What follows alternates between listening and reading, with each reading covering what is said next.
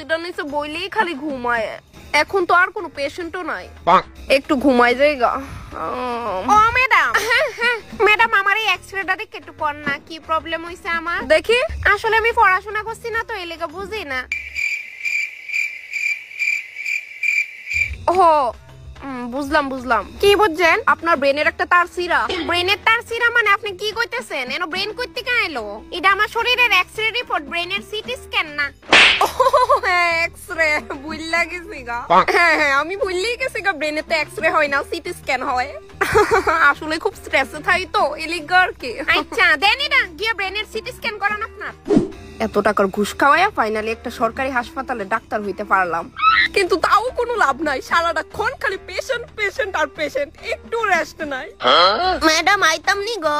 এবেদিস জানি আবার কি তৈছে। হ্যাঁ আয়েন। আসলে ম্যাডাম কিতা যে কইতাম, আমার পেটের ঠিক এই জায়গাটা যে বেদনা। এই জায়গা এনো তো কিডনি থাকে। আচ্ছা শ্বাস নিতে কষ্ট হনি আপনার?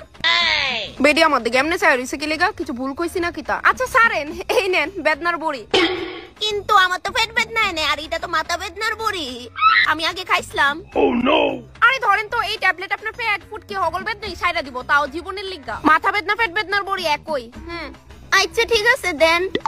I তইলে madam. হ হ আইন গা। উফ মাগো মা, আমার শান্তি নাই জীবনটা। Miss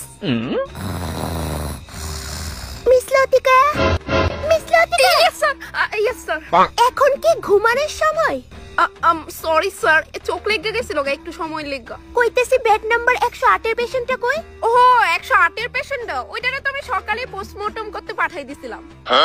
what are you crazy? তুমি ওই বেহুশের পেশেন্টটারে?